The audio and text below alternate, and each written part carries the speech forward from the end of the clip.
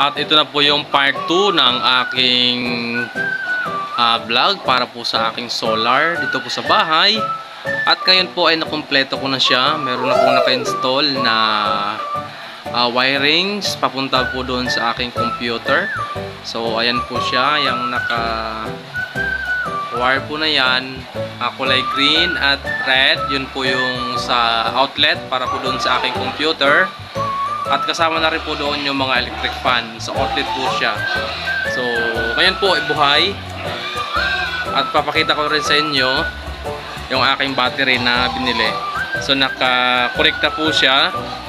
So, ngayon titesting ko na siya doon sa aking computer. Bubuhayin ko na siya para po matry nga natin kung makakabuhay siya ng mga appliances or computer. Isasama natin yung mga malalaking electric fan. So ayan po, yun yung wirings niya papunta po roon. Ayan. Andito po sa loob ng bahay. Ayan yung wirings niya.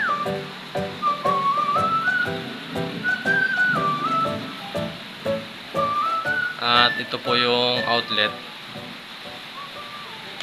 So, sasaksak ko na siya.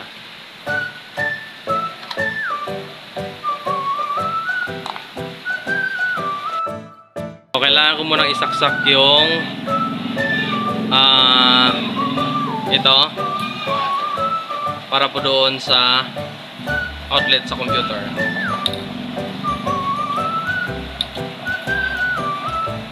Ayan, nakasaksak na siya. Ayan po yung saksakan.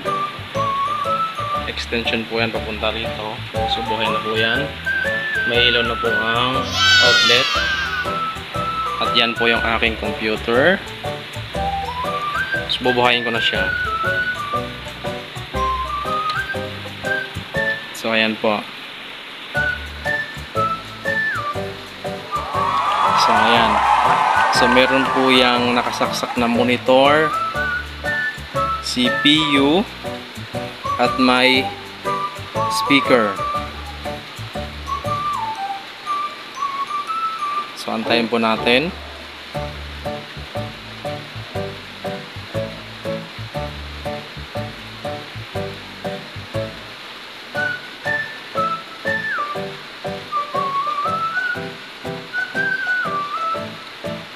So waiting po, welcome na siya.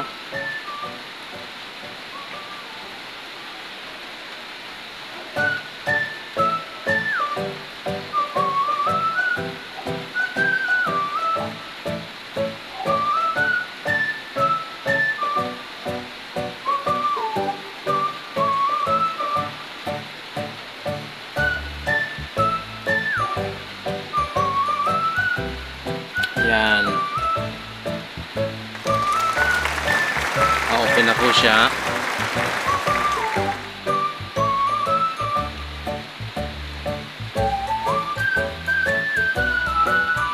Yan. So nakikita po ninyo, buhay na po ang computer. At ngayon, titesting ko naman ang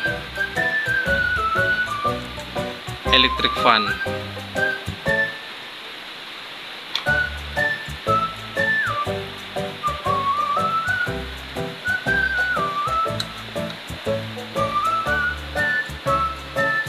So ayan po, buhay na ang electric fan. So ngayon pupunta tayo doon sa pinaka main kung ano po ang hitsura niya. So nandyan po yung aking Converge. Nandyan. So madali na lang po yan. At ito po ang main. So wala pa pong bawas ang kulay red. Red na red pa po yan lahat. Ano? So ito yung malaking bagay po pagka walang power, brownout man, mas makagamit po kayo ng mga appliances. Ay, kung gusto nyo magdagdag po ng battery, pwede naman po dalawa. Ayan, appliances, electric fan, yung kailangan po sa gabi pagka nag-brown out, lalo pag may mga bata ay talagang kailangan po ng electric fan ng mga bata. So dito ko lang po yan nilagay sa aming kusina para fresh ang kanyang kuan, hindi siya paiinitan o hindi siya makukulob, kaya dyan ko siya nilagay. So kung gusto nyo mag-charge naman from sunlight, itong blue na ito na solar charge controller, yung kanyang pang-ipit, ilalagay nyo lang po dyan. Pag hindi nyo gagamitin yung computer, discharge nyo dyan, tanggalin nyo po yung naka-alligator clip at ilalagay nyo po yung para doon sa solar para mag-charge po siya. Ano? Para mag-charge yung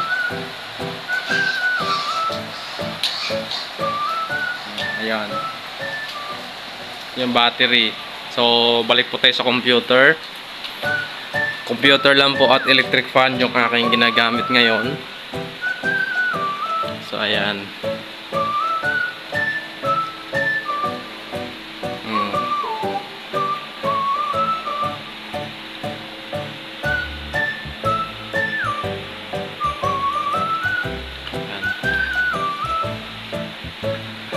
Susunod, maglalagay pa ako dito. So may nakabang na akong ilaw dyan. Yan, may nakabang na akong ilaw dyan. Wow! Para pagka dilim, automatic po siya mabubuhay. At meron na rin po ako dun sa labas. Ayun, may nakabang na rin akong ilaw. Yan. Matik po yan mamaya. Pagka patay nung pagka maka-detect na siya ng madilim, iilaw na po yung nasa loob. So, hindi ka na magbubuhay ng galing sa power supply o sa mismong Batilek kung dito sa Batangas tatawagin. So, ayan. Sana po ay inyong magustuhan at kung kayo po ay gustong makatipid ng power o bayaran ng kuryente, mamuhunan po kayo tulad po nito. Thank you so much.